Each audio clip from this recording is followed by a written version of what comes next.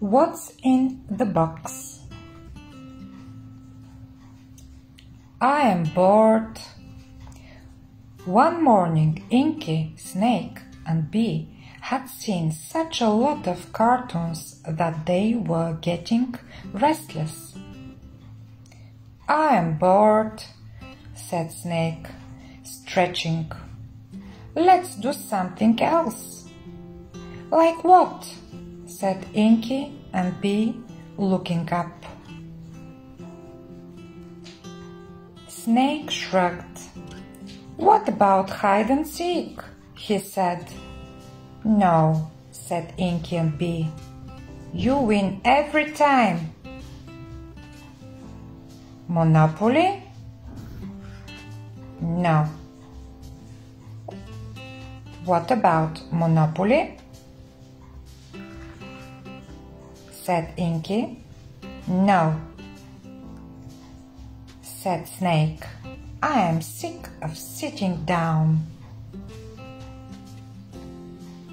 What about a game of What's in the box? Said Phonic from his corner. This is Phonic.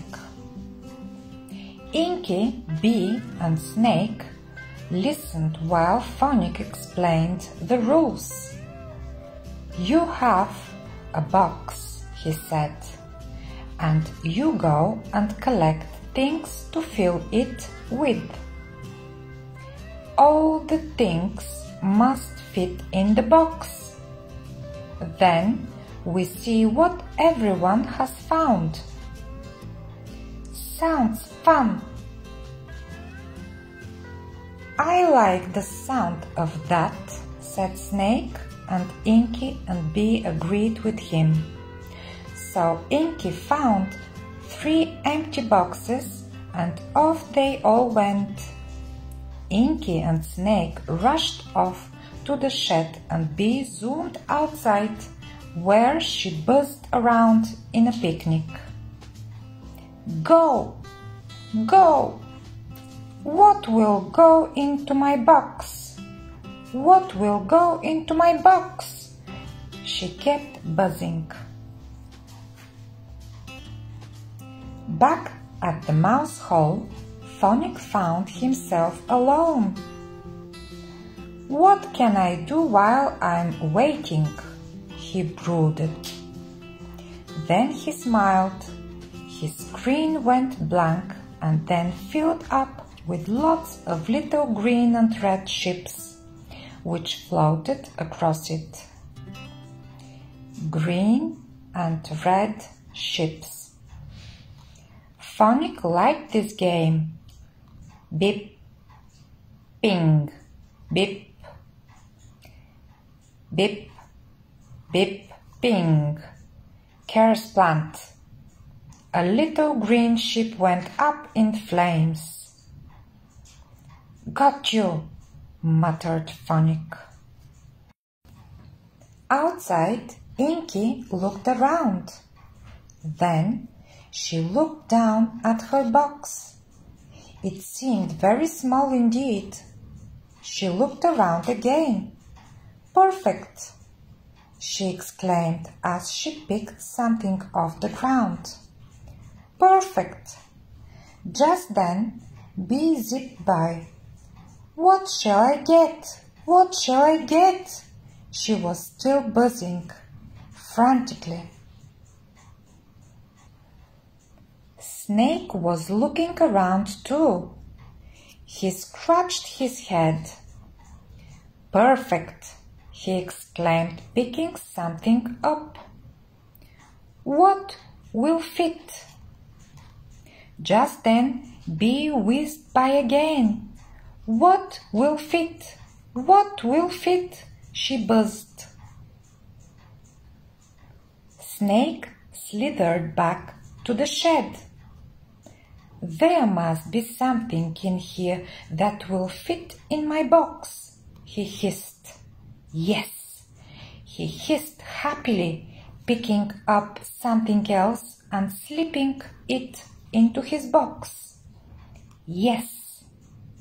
Just then, Bee rushed by again. "What shall I get? What shall I get?" she buzzed. Inky was still in the garden. She tried looking under a tree, where she soon found something. She picked it up and tucked it into her box. "Good," she said to herself. "Where shall I go next?" Good. Just then Bee came speeding by. "What will fit? What shall I get?" she buzzed. Bee was still frantically hunting for things to go in her box. "Help!" she was muttering when suddenly she spotted a feather. "Yes!" she exclaimed. "That will just fit in my box." A feather. She swooped down to pick the feather up. Inky shut her box. "That's it," she said. "I have finished." She looked around. Snake was sitting next to his box, sunning himself. "Have you finished?" called Inky. "Yes," said Snake, sitting up. They looked around. "Where is Bee?" said Inky. They looked and looked, but Bee was nowhere about. "Where can she be?" said Snake. He and Inky looked everywhere, but Bee was still nowhere to be found. "Perhaps she has finished too," said Snake. "Let's see if she is back with Phonics." Back at the mouse hole, they found Bee's box on the desk, but Bee herself was not there. "Phonics," called Inky. Here I am," said Phonics, who quickly hid his game and popped back onto the screen. "Have you seen Bee?" said Inky. "No, sorry, I was just, checking this game," he confessed. "Is that her box there?" Snake and Inky nodded. "Yes," they agreed, "but we cannot see Bee. We have looked and looked." "Well, we had better start without her," said Phonics. "But perhaps she will come back soon. She cannot have gone far." "Come on then," he continued. "Let's see what you collected in your boxes." Inky had found a stamp that someone had dropped by the shed. Stamp. Next she took out a stripped seed, a bit of green string, some sand from the sandbox, and a small stone with a hole in it. Snake started to take the things out of his box. There was a rubbed band, a nail from the shed, nail,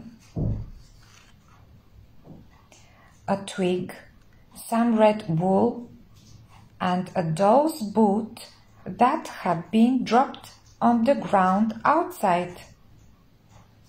"Good job, Snake!" exclaimed Inky and Phonics. They looked around, but Bee was still nowhere to be seen.